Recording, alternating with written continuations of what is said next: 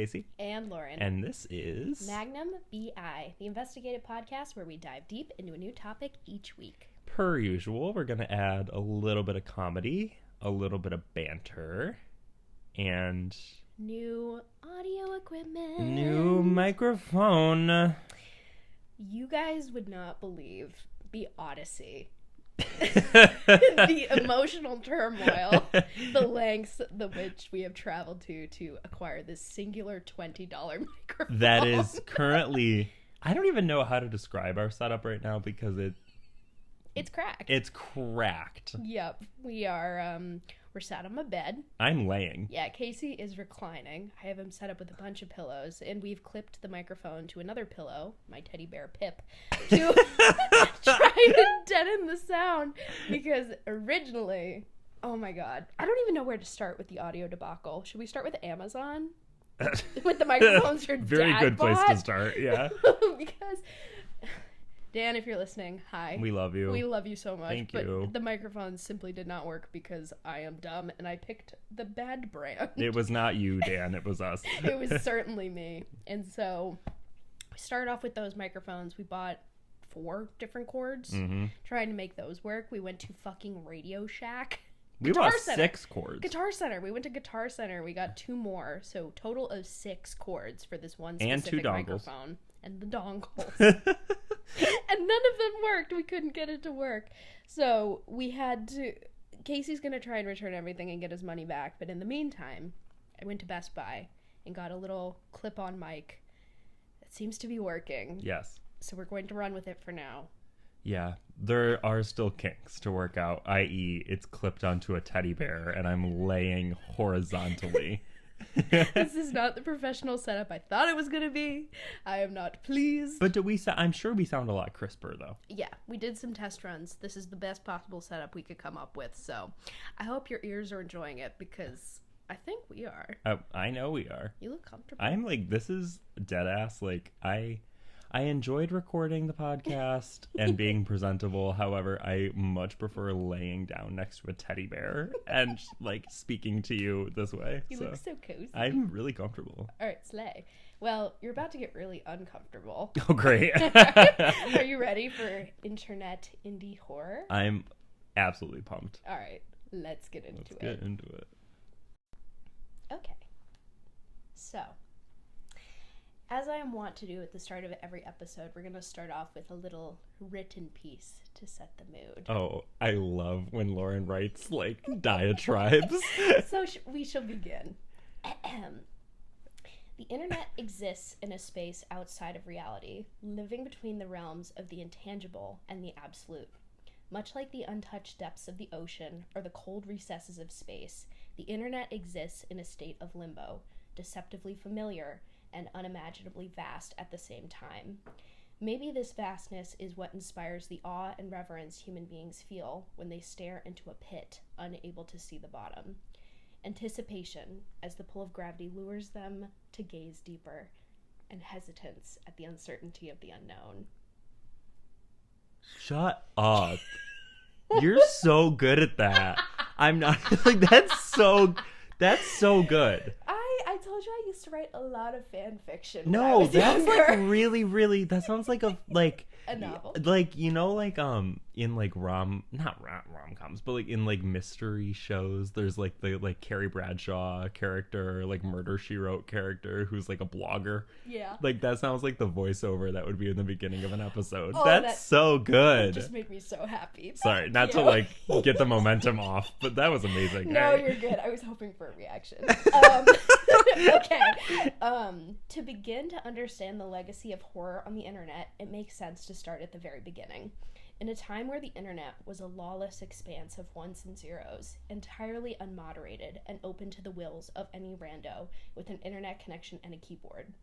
I'm not talking about 2022. I'm talking about 2006. Mm-hmm.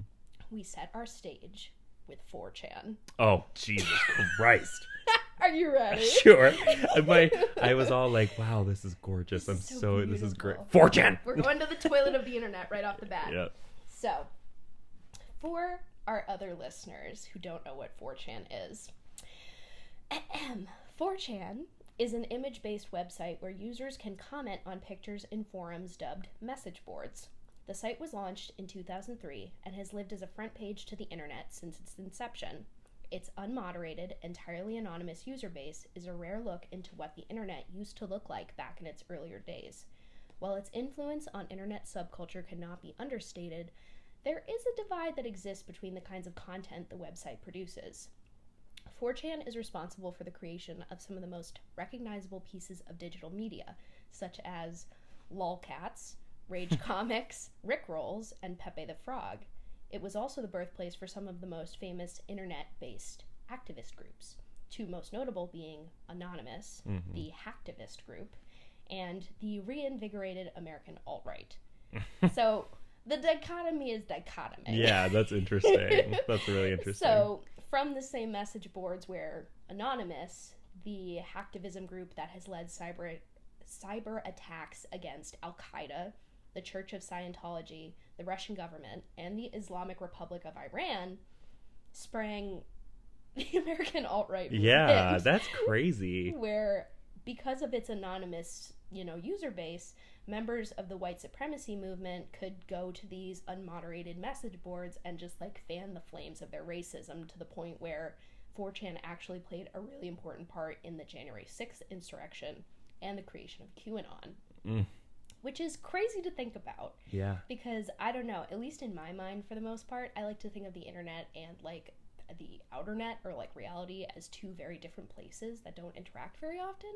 So to be the name QAnon is a portmanteau of the message board Q, which is just, a random information board on 4chan, combined with the word anonymous, which users use to denote themselves in the context of their own anonymity.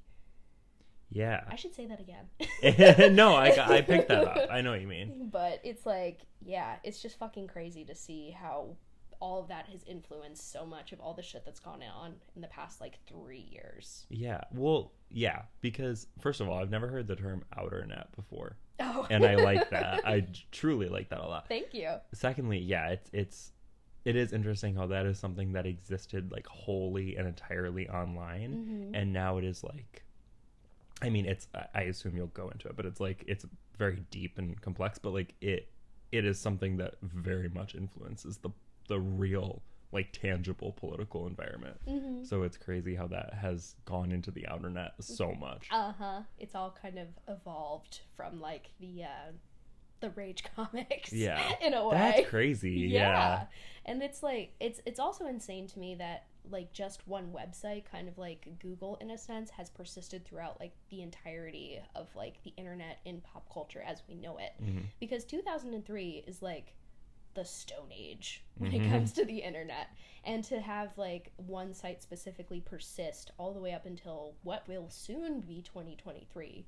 That's 30 years of content that all still exists in a single place. Yeah. It's fucking insane. That is about, wild. How big it all is and how much information there is. It blows my mind if I think about it too hard. I didn't know 4chan still existed. It does, yeah. I didn't know that. You can go there right now. I don't want to. I know. But I don't either. It's a very strange place. Let me see. This dichotomy paints a clear picture of the multifaceted spread of characters that could all be drawn to the same website.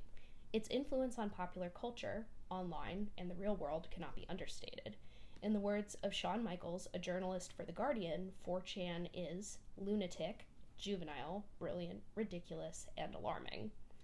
And now that we have a better idea of what our sociological baseline is, we can begin to understand the culture from which indie horror on the internet began to form.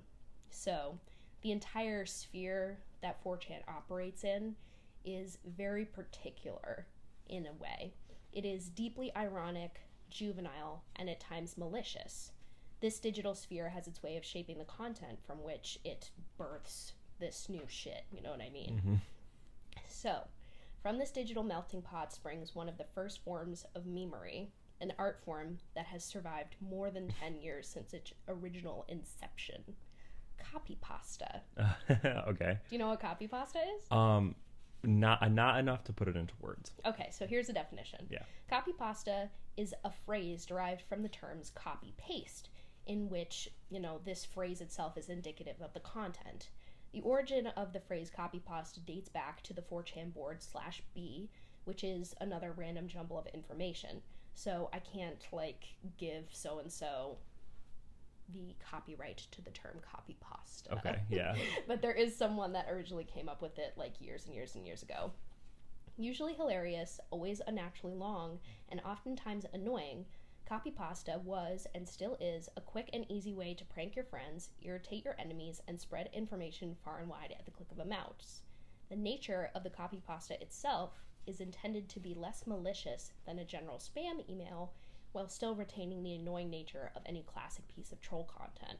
So what you would do, way back when, is you would just take, an annoyingly long chunk of text that was usually pretty innocuous, and just paste it anywhere that you wanted to fuck with people. Mm-hmm. So, if someone posted a take on the internet that you didn't like, you would take, say, the entirety of the fitness gram paster test and just post it over and over and over again in the thread until they shut up. Uh-huh. And it's crazy, because, it didn't really matter what the content was, just as long as it was unnecessarily long and really fucking annoying. Yeah. So, for example, there was the fitness gram pacer test, the entirety of the B movie script. That's the one I was thinking of. Yeah. That one was really popular in 2016, 2015. Yeah. Do you remember all the B movie memes that people made? Yeah. Those were fucking incessant. Well, and I think it had such an influence that when you said, do you know what copypasta is? My brain said the entirety of the B movie script. Yes. But I was like, how do I put that into English words that make sense? Yep. My personal favorite copypasta, and one that I almost tried to commit to memory at one point just so that I could fuck with people, and I don't know why I decided this would be a fun or interesting little thing to do, was this one specific Navy SEAL copypasta, and I'm going to read an excerpt of it to you now. Okay. Are you ready? Yeah.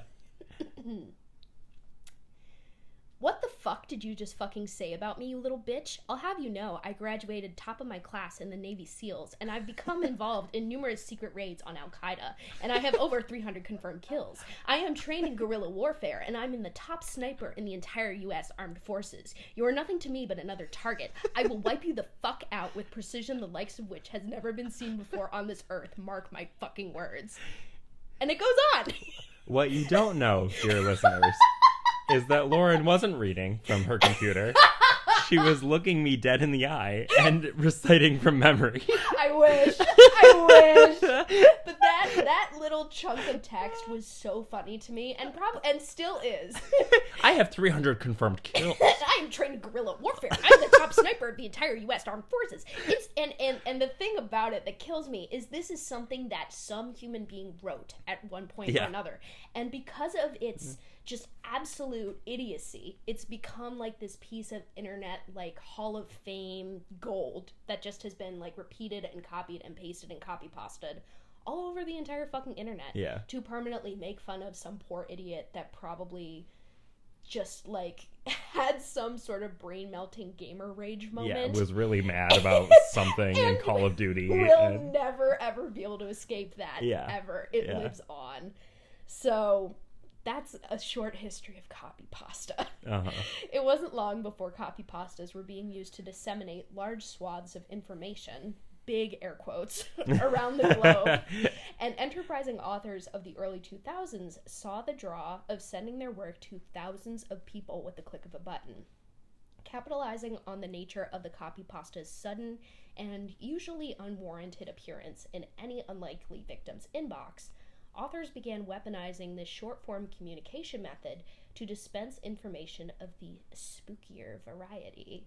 This was the beginning of the next wave of copypasta, soon to be dubbed creepypasta. Okay. This is... You know this one. Indie horror, when you said that's what you're doing, this is all I know. Uh-huh. I don't even know it intimately or deeply, but this is all I am aware of. Everybody's heard of creepypasta. Yes, everybody knows creepypasta. So, using the easy-to-navigate format of the innocuous copy-paste, authors of spooky stories used copypasta to send their internet ghost stories far and wide, garnering an unprecedented amount of attention in an incredibly short amount of time. Most of the original copypastas circulated across the /export of 4chan, which focused mostly on the paranormal. Two such stories, firstly being Polybius, which was a story about a haunted copy of a mysterious video game, and secondly being Bunny Man, which was an urban legend about a murderer who wore a bunny costume, began with a kernel of truth, or a somewhat innovative idea, and just like ghost stories around a campfire, made their rounds across the internet, picking up steam and evolving with each copy-pasted iteration. Mm-hmm. So that was like the exciting part about this kind of horror, was that people could kind of like tack on little bits to it as they copied and pasted it, edit as it went, and just like not only disseminate this information across like large swaths of the digital landscape, but also like leave their little thumbprint on it as it went on its way. That's interesting, because that's kind of how, I mean, that's like one, how like urban legends historically exist, is just like the story gets like retold so many times. And also like going way further back than that, that's how like oral history, oral storytelling, like Native American like story legends, like it's just like they tell these stories so many times, they're never actually written down. So it's more like the tradition of like retelling a story and like adding a piece each time. It's like a very innately human thing. Yeah. That's actually really, I mean, I know it took a really like weird, toxic, like like Zoomer thing there, but like that's really interesting actually. Yeah, right? It there's a little bit of nuance to it, as it were. So by 2007, creepypasta had become a new genre of content in its own right, and fans of urban legends, horror, and short stories all came together in a new combination of content that took the internet by storm. While the first creepypasta, named Ted the Caver, which was this series of blog posts that are supposed to mimic like someone's real life account of them exploring a spooky cave, and it ends on a cliffhanger. Get it? Cliffhanger. Yeah. I was hoping for it. Was first posted in 2001. The creepiest of the creepypastas made its online debut in 2009. This was the year that the story of Slenderman was uploaded to the Something Awful forum on 4chan by the user Victor Surge, whose real name is Eric Knudsen. Using a poorly photoshopped image of a tall, thin man in a black suit, Eric spun a tale of a supernatural being that lived in the deepest parts of the woods in rural America and snatched children, hiding in the recesses of the human mind just beyond our understanding. What was that little giggle? Well, I was going to say, tall, pale man in a suit was me dressed as Gomez. That was you a week ago. Yeah. Sorry. No, you're totally fine. Slenderman, like, I heard about Slenderman when I was in like middle school, so I was too old to like really be like scared of stuff like that, but it really freaked me out. No. I was at the age where I was like, logically I know this isn't real and it doesn't make sense, but I still will be in my bed at night like thinking about this thing, you know? I will go on record and say I had the exact same situation, because I remember very clearly, I think I was at one of my cousin's birthday parties. It was like 2013, 2014. I am reading this like story. I think it was a copy pasta of the original creepypasta that I found on fucking DeviantArt, and I was reading it like in the dark in like a back room of one of my extended family members' houses, and I just remember being so like spooked by it. Yeah, because it was just well written enough that I was like, there's like a possibility this could be real. Yeah, but I went back and looked at some of the shit now, and it's bad. Yeah. Yeah. But it was just like, I remember that moment so poignantly, and from that moment forward I was like hooked. Yeah. And there's something, I don't know if you're gonna touch on this, I don't want to like jump to your thing, but there's something about like Slenderman doesn't have a face, and there's something about not being able to read the emotion on a very large person's face, that like even for an adult, that thought is unsettling. That's like something that just touches you. No, funnily enough, I was actually listening to an episode of Binge-topia earlier today, my new favorite podcasting obsession, and thanks Maddie and Amelia. Yeah, thank you guys, you fucking rocked. And they were talking about this experiment called the still face experiment, which was done, I can't remember if it was done a while ago or if it was more recent, but it's this highly decorated, highly replicable psychology study where they take babies and have them interact with their primary caregiver. So they sit the baby in the chair, and they have the mother, usually, interacting with the child, like playing with it, just reacting to it. Anything that the baby does, the mother, like, responds to it normally. Mm-hmm. And then they instruct the parent to completely stop reacting to the child and just go completely still in the face. No reaction whatsoever. And, like, 100% of the time, the babies will get, like, extremely fucking agitated. Whoa, really? Before completely shutting down and going, like, stone cold face neutral as well. So there's, like, some kind of innate psychological thing that makes us terrified of not being able to read emotions. That's interesting. Right? That is so interesting, yeah. I love that pod. I learn something new every time I listen. Yeah, when Amelia played that first episode for us in the car, I was like, yeah. Yeah. I fully had, like, a transcendental moment. Yeah. I am never going to be the same. Regardless, thank you, Bingetopia. Yeah. But That's interesting. Isn't that crazy? Yeah.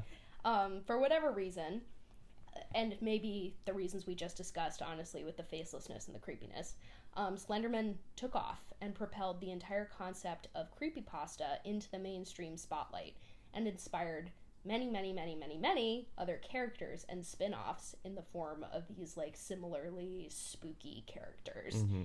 Some of which, and I'm not sure if any of these names are gonna, like, dredge up anything in your memory, but I remembered all of these off the top of my head. Because I was in the community. Yeah. I was involved. She was on DeviantArt. Maybe. You just said that like 2 seconds ago, so don't act. Mom and Dad, don't listen. But some of the more famous characters were Jeff the Killer, which was a serial killer, which is basically like the Joker, except he's an emo boy. Ben Drowned, who was this soul of a child that was supposedly trapped in a cursed copy of Legend of Zelda Majora's Mask. This one was fucking spooky because they had, like, videos where the person who made all of this content had, like, corrupted the, like, some kind of, like, video game where he could, like, make it seem like the actual video game was haunted. So there were, like, videos of the characters, like, doing all these fucked up things. And he was like, oh my god, guys, I just recorded this. It's so scary. I don't know what's happening. But it's literally just, like, him making the shit do all of it. Yeah, that's creepy, though. Mm-hmm. That creeps me out, actually. We could probably still find the original videos on YouTube See, now. that would, I'm a 22-year-old, almost 23-year-old man. That would creep me out. We can watch it later. I want to see your reaction because it is a little unsettling if you don't know what to expect. So we'll look forward to that later. Okay. There was also another video game one, Sonic.exe. Similar concept. The characters in the video game are cursed and they're trying to kill you. And finally, Squidward Suicide, which was, you know that one? Yeah. What do you remember about it? I just remember at my, like, 5th grade summer camp, one of the kids, I remember, I don't know why I dropped the full government name. He, like, showed us that on his, like, he had a phone, and he, like, he showed us that. And I just, okay, actually, this is a true story. We watched it, and they were like, Casey, I dare you to call Target and ask if they have a copy of Squidward Suicide. No. So I called Target. You didn't. I was like 12, and I was like, hi. And I asked if they had it, and they were like, I don't think Target would carry something with the name Suicide in the title. Fair. And I was like, okay. Goodbye. Thanks. Yeah. Fair. That's a fair reaction. I don't know why that is a memory, but yeah. Yeah. I remember watching, like, compilations of, like, all of these, like, top 10 creepypasta videos, like, in my room, in the dark, like, after my bedtime when I'm supposed to be in bed with my fucking Kindle Fire. Yeah. And, like, listening out of the corner of my ear for my parents to come upstairs because they knew that I was a little shit that didn't go to bed on time. Yeah. So they would constantly just be checking, like, is she fucking asleep or is she watching YouTube videos again? Yeah. So there was also that added element of, like, I don't know, I guess the paranoia of being caught that also kind of made me freaked out. Yeah. But that definitely did something to my brain in a way.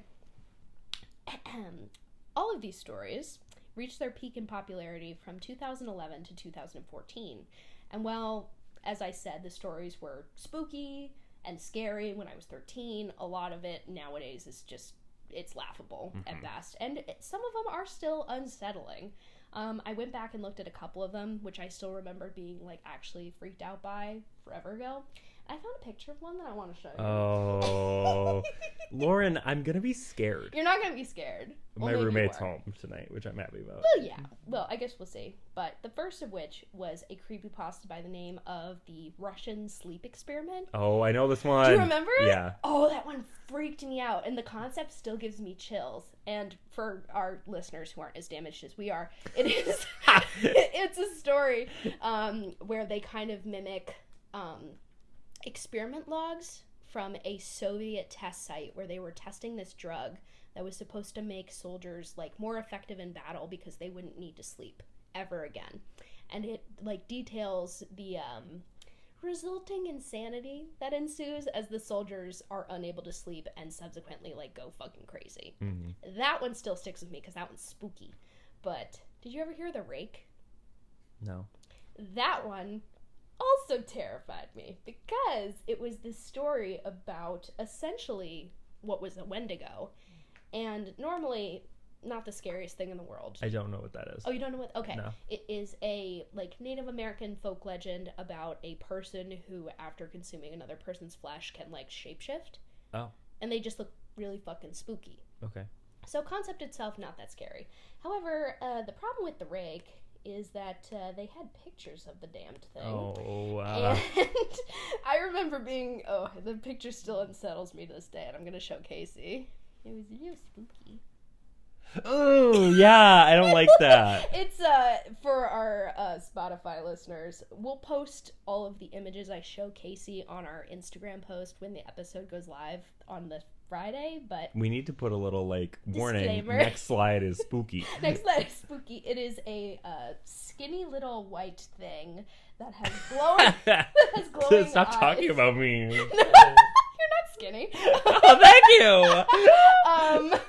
But it's a skinny white humanoid creature with glowing eyes, and it just looks like a fucking creepy little cryptid guy, and I don't like him. That's like something that when I was in like 3rd grade playing in the woods at night with my friends, I would be like I would have seen a picture of that, and Yes. I would be like, this is out there, and we would all run back to our homes. No, that absolutely. I think I had like a moment like that, like just after reading the story, because of course I read it at dark after bedtime, like all that other shit, and I remember very clearly thinking, oh my god, is this thing real? Yeah. And like not being able to sleep afterwards because I had little shudders and Yeah. shivers. It was spooky. So at the same time as these creepypastas were being written, a similar vein of stories were beginning to garner popularity and in turn provide a new avenue through which this content could evolve. Playing on the idea of the is it real, is it fake dichotomy that made these stories so popular, authors across the internet began to create a sort of club, shall we say, dedicated to authors, artists, and other creatives that were all in on the joke. A collection of internet urban legends, scary stories, art pieces, and lore, all combining into a singular entity in January of 2008, dubbed the SCP Foundation. SCP. SCP. Okay. The SCP Foundation, or Secure, Contain, Protect Foundation, Ooh. functions as a fictional shadow organization with the express purpose of protecting the general public from monsters, aliens, and all manners of cryptids. It stemmed, once again, from the /X Paranormal board on 4chan and has taken on a life entirely its own. Originating in tandem with the creepypasta movement, in contrast, the SCP Foundation has retained its momentum and still boasts a thriving fan base to this day. So there is still content being made for this foundation as we speak. Okay. And it is all really fucking cool. Is it free to read? Mm-hmm. Okay. It is entirely, like, run by, like, I think there's, like, some kind of, like, they call themselves the ethics board. We'll get into that a tiny bit. That, like, moderates the stories, and they run contests, and all of these writers from all walks of life across the internet come together to create, essentially, internet urban legends. Okay. So, like I said, based on the concept of urban legend, fiction, horror, mystery, and sci-fi, the Foundation is a collection of hundreds upon hundreds of entries of different entities, many of which are creatures, concepts, and stories created for the express purpose of adding to the lore of the Foundation itself. The first SCP-173, was a copy pasta about a statue that only moved when a viewer blinked, chasing down unsuspecting passerby to attack and maim the viewer. Ugh. An image was attached of a statue in which appeared to be a holding cell covered in blood and other human waste, which propelled the post to even greater heights of popularity. Do you want to describe the picture I'm about to show you, Casey? Oh, I have to describe it. I'd like you to, Okay. because I'm assuming you haven't seen it No, before. I would remember. Are you ready? Yeah. Oh. Not what I was... Okay, it looks like a humanoid dog. Yep. Standing in the corner of a storage container. Yep. Like, humping the wall. I'm so happy you said that, because that was a joke.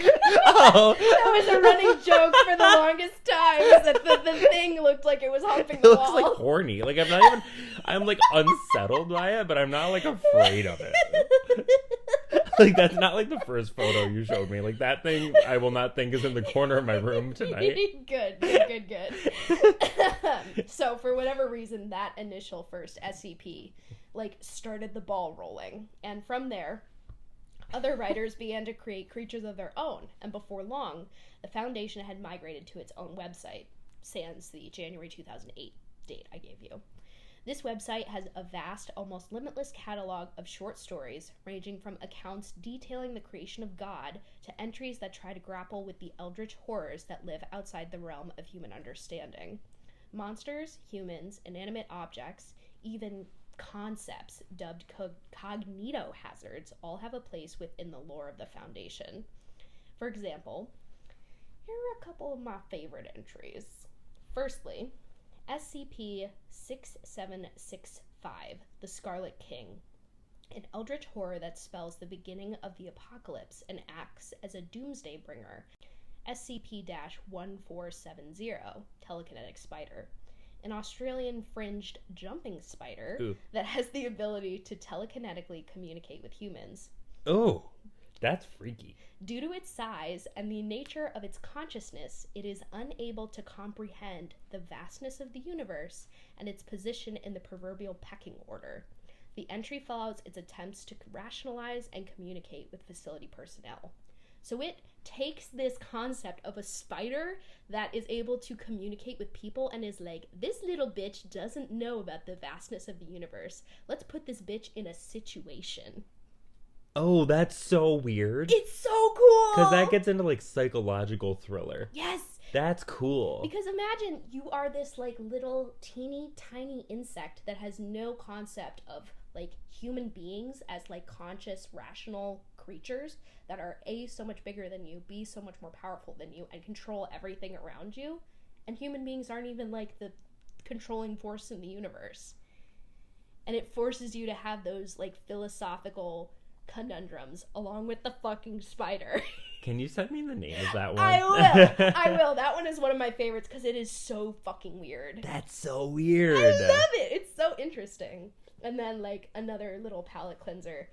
SCP-999, an amorphous blob that transforms into anything that the subject finds most comforting and will take joy in bringing them happiness. Aww. So we just have, like, a wide variety. Wait, is that one just, like, wholesome with no dark twist or anything? Yes. Oh, wow. So okay. you have, like, a huge breadth of all these different little creative, like, ideas. Like, you've got the blob, you've got the spider, you've got, like, spooky, scary, icky shit. That's cool. It's really fucking well done. That's really cool. Because all three of those things are, like, they're on, like, a spectrum. Mm-hmm. That's really cool. It's all vastly different. And the world building, the lore, the complexities of the Foundation are second to none. As a result, many pieces of spin-off media have been created to expand the SCP universe, which includes multiple graphic novels, plays, video games, and short films, all of which are available to view and purchase online. Cool. Yeah. So bitches are down with the Foundation. Look at them. Yeah, that's awesome. Isn't that neat? That's really cool. So, as I mentioned before, the creation of the Foundation's We're going to do that again. Yep. The creation of the Foundation's official website in 2008 set a standard for internet fiction, which has informed a majority of spooky content creation over the past 14 years. 14 years. Wow. Some of the most innovative, exciting, and thought-provoking short stories I've ever read live on the Foundation's website, and it would take months, if not years, to sort through all of the content that's accumulated over the course of the site's lifespan. But this isn't where our story ends. This is the start of the next chapter. Despite the continued popularity of the Foundation and its ever-expanding catalog of content, the 2010s and 2020s have brought about new, innovative ways to introduce spooky content to the masses online, one of which being video. Mm-hmm. Analog horror is the newest subgenre of internet indie horror and is still an active, vibrant part of the internet horror community. Using media lifted from old videos, TV ads, and VHS tapes, analog horror lulls the viewer into a false sense of security by capitalizing on nostalgia before using it to craft narratives of harrowing proportions. This shit is gonna freak me out. This shit freaks me the fuck out. I can think of a couple examples that fucked me up when I was a kid. Give them to me. What do you got? There was a video of a woman. It was like a mannequin woman. I know what you're talking about. You know what I'm talking about? Is it I Feel Fantastic? Yep. And see, that's something, if you're listening to this and you have no idea what we're talking about, that's understandable. It's so hard to explain.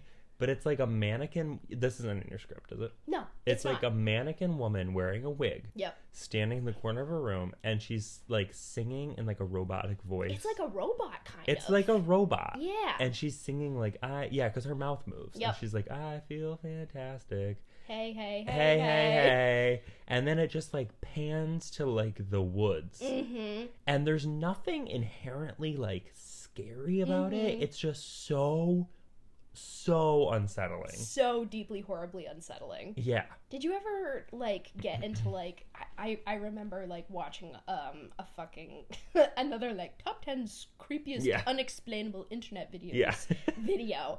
And did you ever hear like the theories behind that shit? I remember like one. What was it? This is so beyond unhinged.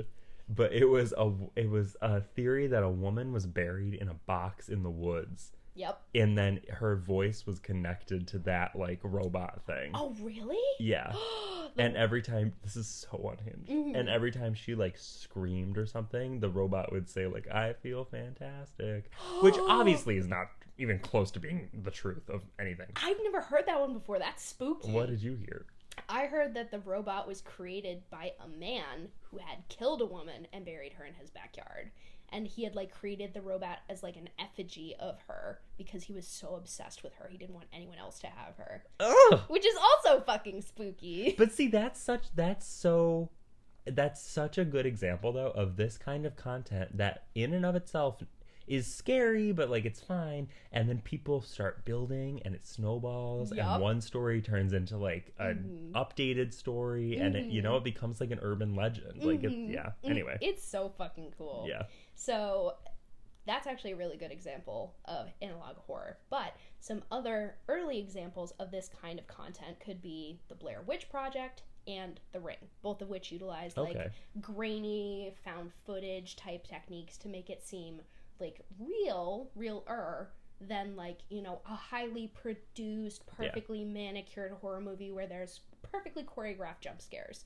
It just feels more like lifelike. And I think that's why two of those movies are considered to be some of the most terrifying pieces of 21st century media. Yeah. Like The Ring and the Blair Witch are up there. Yeah. They are fucking spooky. Well, because when the Blair Witch came out in the 90s? Whenever. Yeah. It was a while ago. Yep. It was apparently like, my parents have cited it as like the most terrifying film ever. And granted, like I've seen it and it's like spooky. But it's just because it was so innovative. Yes. Yeah. And because I think, and correct me if I'm wrong, the marketing team also marketed this as real. Yeah. Yes. As like found footage. Yes. Yeah. As like this is actually found footage from this group that was found in the woods, and this is completely 100% real. So Which is how they market creepypastas. Yes. Yeah. Yes. Which it's all connected. Yeah. The spider web. Wow. My brain is like thinking. It's on board. Yeah. Okay. Where was I in my script? However, on YouTube, the analog horror community has taken off in ways unlike anything that larger movie studios could ever hope to make, and are creating new ways to terrify viewers through new and innovative methods. One such methods being the limitations within the medium itself. And we'll dive into that a little bit more. Okay. 2 masterclasses in the use of this concept are The Backrooms and The Mandela Catalog. And I've given Casey a tiny taste of The Backrooms before.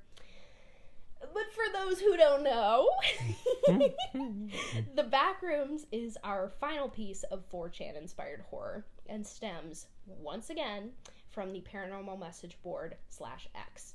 Created on May 12th, 2019, users were asked to post unsettling images, and the innocuous image of the yellow hallways and dull fluorescent lights that would come to be known as The Backrooms was uploaded to 4chan. I got too excited. She was thinking about Backrooms. I was. There it is. Ugh. It is Ugh. a... Actually, do you want to describe it? It's a photo. It's literally a picture of like a hallway with yellow wallpaper being overlit by fluorescent lighting. There's no like window, and it looks like it's just like an endless hallway, but it's not like artistically done. It is like someone just like whipped out a disposable photo and just like took a picture of this. It looks like a real office space that you would like navigate. That is a perfect description. Thank you. You are teeing me up so well. Okay, so the person uploaded that picture to 4chan at the behest of an unsettling image. An anonymous user wrote a snippet beneath the post, which I will read now. If you're not careful, and you no-clip out of reality in the wrong areas, you'll end up in the back rooms, where it's nothing but the stink of old, moist carpet, the madness of mono yellow, the endless background noise of fluorescent yellow lights at maximum hum buzz, and approximately 600 million square miles of randomly segmented rooms to be trapped in. God save you if you hear something wandering around nearby, because it sure as hell heard you. Oh my god. Like, are you kidding me? I'm dead ass. And that image, which again we're gonna post on the Instagram, is what propelled this like simple piece of content into what is now, and I haven't watched the web series yet, a thriving web series with all this fucking lore attached to it. Really similar to the SCP Foundation. That's cool. Mm-hmm. And it's cool too, like again, the way they frame that, it's not like it's like this could happen to you. Yeah. Like this is a thing. Mm-hmm. This could happen to you. This is real. It frames it not as like a hypothetical or like something removed, but something like this. You could be right here. Like that, yeah. And I think like one of the more one of the pieces of the post that people really latched onto was the language used in it. So the term no clip is from like video game terminology, where if you get like too close to a wall or too close to a point in a specific map that was like poorly made or bugged out, you will fall through the map into a space in between where your game character will die because you've fallen out of the coding of the game, and the space where you're supposed to exist, which is above it. So you're just stuck there. In limbo. Oh, that's horrifying. And that is supposedly what the Backrooms is. It is limbo, and it is just miles and miles and miles of these endless yellow hallways that you can't escape from. Can I say something so unhinged and ridiculous? Please. That's what sleep paralysis feels like. Period. Period. I get, for the listeners, I get sleep paralysis. Like this isn't a joke. This is real. I get sleep paralysis like a lot. Oh really? Like I get sleep paralysis like at least once a month. Oh no. For the past like 10 years. And that's exactly what it feels like. Is like you are not in the world, but you are not dead. You just exist in this like dark Limbo. Oh, Sorry, not to like freak you out. No. But... That's probably exactly why it became so famous, because this is literally my next bullet point. This post, be it the way it was written or the image attached to it, tapped into some deep-seated piece of I can't fucking read. Some deep-seated piece of psychology that unsettled nearly every person who read it. Mm-hmm. Users compared the image to old creepypasta postings, called it an uncatalogued SCP, and eventually settled on the fact that the image represented the quintessential liminal space. Which, as per the dictionary.com definition, is a place of transition made by humans for the express purpose of housing many of them, where all traces of human life have mysteriously vanished. Ooh. So it's like Roanoke. Yeah. It's like a shopping mall at 4 a.m. Oh. Which is just quiet and dull, and it's fluorescent humming, and there's nobody there, but it feels like there should be someone there. Yeah, so that's it. Yeah, which is what makes it so fucking creepy, because you are just expecting someone to be there, but there isn't. Or is there? Yeah. It's like there's nobody there, but at the same time, you feel like there's someone right over your shoulder. Yep. Because it's like the lingering presence of people that were there. Like a ghost. That's kind of how, like, sometimes when I work at a restaurant. Yep. I talk about this a lot. Sometimes when I open the restaurant and I walk in and I'm not the only person there, but like there are like the managers are in the back of the kitchen, like whatever. It feels creepy because it's like I'm used to the space being full and loud and noises and scents, and then it's just empty and quiet and still. Yeah. Yep. That's why. Yeah. It's a liminal space. Creepy. Yep. You gave me a word for that feeling. Congratulations. You've earned a new word. Merriam-Webster says. Merriam-Webster says liminal, bitch. Merriam with the good hair. Period. But, yes, like I mentioned previously, there is an ongoing web series about the backrooms that I personally haven't had the chance to watch yet. I think I will, because, like I said, it's very spooky. I like the concept. It's really interesting. Yeah. However, the second piece of analog horror we're going to explore is a web series that I am much more familiar with, and it is a project called The Mandela Catalog, which was created by Alex Kister. The first episode of the ongoing series was posted to YouTube on June 9th, 2021, and is one of the most effective, terrifying pieces of media used to tee up an online horror series I've seen in a long time. It's really recent. It's really fucking recent. And we'll get into this a tiny bit later. Most of the first half of the first season, I want to say, was created on this guy's phone. Oh. So it is a very, very simple format with very simple tricks used to just create the most unsettling, icky feeling. Ooh. And we're going to talk about it. So, this first episode, titled Overthrown, and it's not like overthrown as in like Overthrown. It's overthrown as in like over a chair. Yeah. And that's important. Oh. This episode begins with footage lifted from a VHS tape of Christian creation stories. The grainy texture of the film and the crackle of the audio immediately transports the viewer back to a time in their lives when things were simpler, kinder, presumably when they were younger. The animated video continues, and we watch a snippet of two shepherds reacting to the voice that speaks from the heavens. The angel Gabriel descends into frame and begins to tell the shepherd that he has great news concerning the birth of their Savior. Christ has been born in Davistown. Before long, the audio begins to warp.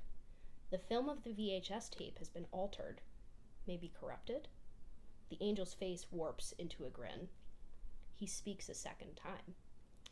I have great news. I am your true Savior.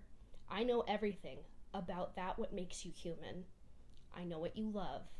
I know what you dread. The screen goes black and the audio cuts out. Shaking breathing is heard. The cartoon comes to an end and the video cuts to black. But within the video lies more information. Any thoughts?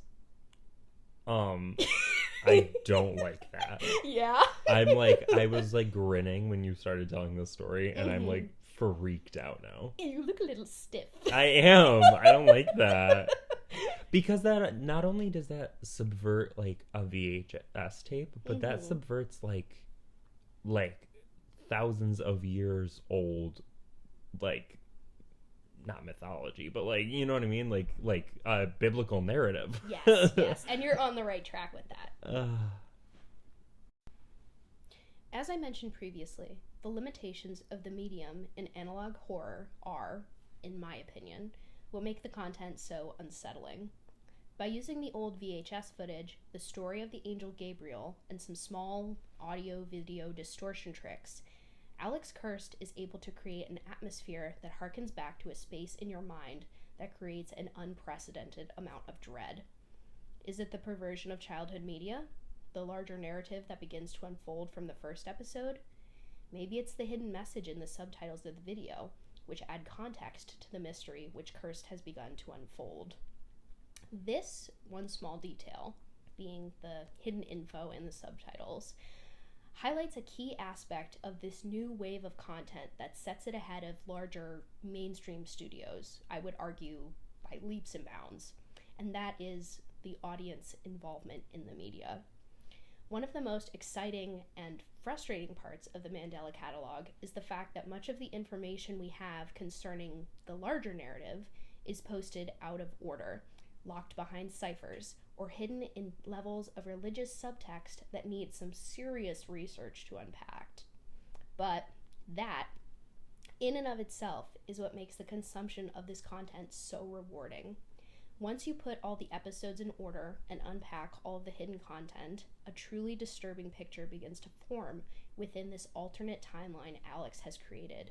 It forces you to consider questions about morality, religion, paranormal activity, and demonic possession, all through the lens of a few scattered VHS tapes and video editing that can be done on a smartphone. Ugh. Over the course of the series' 10-episode run, the community has come to a larger consensus about the narrative that Alex has spun. Here's their best guess, and small spoilers for the Mandela catalog. Alex Kirst has constructed a narrative in which the Antichrist sabotaged the Annunciation of baby Jesus and inserted himself into the position of Jesus Christ in biblical mythology. Oh my god, that's so good. Sorry. That's so smart. There's more. Creating a means by which the devil would be able to open pathways for demons to enter the realm of the living, take over the bodies of human beings, and create, in essence, a hell on earth. The complete and utter subjugation of the Christian faith by Satan. That's so smart. Yeah. That's like a genius subversion of that story. It is so well done. Wow. I do not have the words to describe how much I love this series. And I couldn't get to all of my favorites in this episode because we're probably already going to be more than an hour long at this point. But that's the Mandela catalog. And we're reaching the end of my script. So, another little narrative tidbit and then I'm done for the night. While internet indie horror is still a relatively new genre, the possibilities of the medium are endless. Despite the fact that these creators don't have much to work with, other than their imaginations and a computer, they're going above and beyond to create pieces of media that are innovative, interesting, and thought-provoking. While the internet can oftentimes be a scummy, nasty, and even scary place, it's exciting to see what can be created from this place of uncertainty. And I, and many others, will certainly be looking forward to seeing what these content creators will come up with next. Damn. That's really cool. Thank you. That's really, really, really cool. As I don't remember if I mentioned it on the episode or if I may have just said this to you in passing. This is the result of many years of being a very lonely, nerdy teenager. So this was my baby. Much like your To Catch a Predator episode, I dug deep for this one, and yes. It's very close to my heart. That was amazing. Thank was you. Really, really... I think that the whole theme of, like, urban legends in their original form being, like, just stories that, like, preteens told each other on the playground. Mm-hmm. And that sort of becoming in the very early internet age what it became, and now it being like video involved and stuff. I just think it's really cool how like humans like evolve storytelling through the mediums that technology gives them. I think that's really cool. The progression is so fucking cool. And I did have like a pretty basic timeline kind of sketched out when I first started doing the research for this episode, because like I said, I have a very intimate knowledge of all this shit, but I didn't realize how interconnected everything was until I started doing this research, like looking at the Wikipedia articles, I did look at a couple 4chan threads, I'm not gonna lie, some of the fandom wikis, and like going back to all these old stories and seeing like the common threads between all of them and the ways in which each previous story informed the next. That's so cool. It was so fun to research, and I'm really glad you enjoyed listening to it. I really enjoyed that. And not to okay, one more thing, sorry. Not even like these stories inform each other like directly since like the beginning of 4chan to like now, but also like a Wendigo. Is that the correct? Nope. What's it called? Wendigoon. A Wendigoon. Oh, wait, are you talking about the YouTuber or the creature? The creature. Wendigo. A Wendigo. Wendigoon. That's my guy. I went to high school with her. No, not her. A Wendigo. Wendigo. Now you got me Sorry. saying it. A Wendigo. Wendigo. A Wendigo. Wendigo. Which exists in like Native creepypasta American stuff. Was also a Native American like it goes way fucking back. And it's like so it went from like Native American people passing these on throughout the generation to you are now watching it on the TV on your Roku in your bedroom in 2022, you know? And I'm talking about the still face experiment from Bitchtopia with my bestie. It's crazy. Exactly. The it's so web. cool. The spider web. It's so, yeah, that's so cool. I'm glad you enjoyed this episode. I really enjoyed it a lot. Slay. And one more thing, sorry. The way that they're presented as true is so crazy. Because when I heard about the Russian sleep experiment when I was in like middle school, I was under the assumption that was a thing that happened in history. Because respectfully, the Soviets do be committing war crimes. Well, yeah. So did the Nazis. So do Americans. Period. Thank you. Thank you for keeping me in check. The bitches do be causing war crimes. So it is not a stretch to assume that they would do something this fucked up and it would find its way onto the internet. Yes. That was my, thought process. And when you write it as like case notes as something that actually happened. Oh my god, yeah. That's crazy. Thanks for sharing this. I enjoyed this a lot. Yes! I'm so happy to hear that. Yeah. So Lauren just showed me the Mandela catalog videos. We watched a couple. We watched Overthrown and Intruder Alert. Didn't like them. Objectively didn't like them. What I said is I feel like creepypasta back in the day was meant, well, at least I read it as like, oh, that's a little spooky. But that was kind of it. These are scary. Yeah. Unsettling and scary. Yep. And something that I noted as we were watching this back, good point, is unlike a lot of other like spooky, scary content on the internet, these videos don't have any jump scares. So throughout the entirety of the video that you're watching, you just have this like lingering, building sense of dread that just gets compounded the longer you go with each video, and there isn't any like climactic moment to give you that moment of release in a way. So we're still feeling a little bit of the dread. Oh, I'm still a little tense. A little tense. Still a little tense. Wow, this was spooky. Thank you. I really enjoyed learning about this stuff. And I'm shocked that 4chan still exists. I am too. When I was going back and looking at all of it, I was like, damn, this shit hasn't been shut down yet? That's crazy. Yeah, right? Especially after January 6th. It's like, come on, guys, get your shit together. I do know that 8chan is a thing now. Yes, yep. That one is like way more off the rails, if you can imagine it. Well, that's like alt-right. Yes, that is like specific. Fully alt-right, like barely legal child pornography, all kinds of fucked up shit. And I think, and I might have to correct this in post, but it got taken off of the internet like a bunch of different times for all of those exact reasons, but it got reinstated, I suppose, through like some kind of like I don't know why they specified this in the wiki article, but a Russian service. So they're back, and they're Russian. Who did Chernobyl? Not the Russians. It wasn't us. It wasn't the Russians.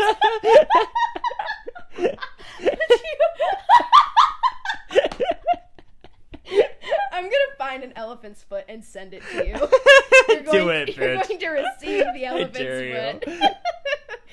Oh God, what are you doing next week, Casey? So next, I have work and studying.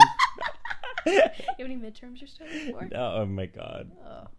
All right. Anyway, so next week I'm going to. I love how this season is just like us like stroking our like weird niche like deep like guilty pleasure. Yeah. I do be stroking it. my spooky little ego. That's what I call it.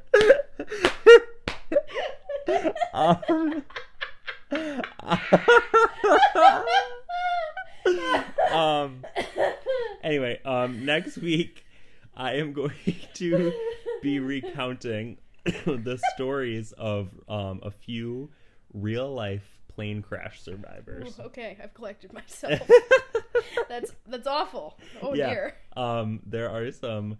So this was something that I one day over the summer couldn't sleep, did a Wikipedia deep dive as we do. I do that all the time. Oh yeah. And I came across an article about plane crash survivors, and there were some absolutely wild real life stories, and I'm going to be telling them. I cannot wait to base every single claim you make on Yellow Jackets. If y'all haven't seen Yellow Jackets, I think we should do an episode that's like our real like guilty pleasure stroking event, circle jerk event. My God, I've watched the first episode, I think going on 4 times now. It's so good. And the entire season 2 times, and the second season's coming out soon. And I got Casey into it with me. Gina, if you're listening, thank you. Excellent show. I'm so unbelievably obsessed. It's not even funny. It's one of my favorite shows ever. Period. Like ever. I really, really, really love that show. I am so excited for season 2. And I read about these plane crash survivors pre-watching Yellow, because I remember mentioning to you, I read an article about plane crash survivors, and you were like, we need to watch Yellow Jackets. And then you showed it to me. So like it really just like furthered my interest in plane crash survivors. I cannot wait. Yeah. So this is what we'll be talking about next Friday. I cannot wait. It's going to be a great episode. Oh, that reminds me, we actually have a listener write-in for this part of the episode. Oh! Let me pull it up. Let me pull that up quick. I forgot about that. Yeah, me too. Since I did the bulk of the research for the episode, do you want to read the listener write-in? Sure. So this is from our friend who we gave a shout-out earlier because she introduced us to Benchtopia. She's one of my favorite people in this world. Her name is Amelia. Slay. And in response to our post asking if anyone has any spooky experiences on the internet, she swiped up and said, recently stumbled across a Reddit post of a girl talking about when she stripped naked in a dumpster and shoved rotting meat up her vagine. No context, no link, no picture didn't happen. Screenshots. Unfortunately, had heard of this story before Amelia sent it to us. You are such on the weirdest part of the internet. I just have I think, and I'm not sure if this could be count as like a medical condition, morbid curiosity to the point where I scare myself sometimes. Yeah, see, that's like what I had when, and I don't mean this to sound douchey. That's like what I had when I was like 11, and I scared myself to fucking death, and then I got to a point where I had to be like, I'm done. Like, I can't do this anymore. What did you scare yourself with? Just like watching like creepypastas and stuff like that. And I just like wouldn't stop, and then I got to a point where I was like, this is ruining my well-being, and I had to stop. See, I wish I'd had that little voice in the back of my head that said that, because here I am watching spooky scary videos in the dark. Well, and I'm not much better though, because I do watch so much true crime that I've bought a baseball bat, a Ring camera, and a door bar. So like I'm not really in a position to judge. Well, in this current state of affairs, I also have a door bar. Yeah. It'd be like that, unfortunately. Like that. That's a cruel reality of this world. It sure is. And on that note, we'll see Thanks you next week. for listening. We'll see you guys next week. And Magnum B.I. Bye.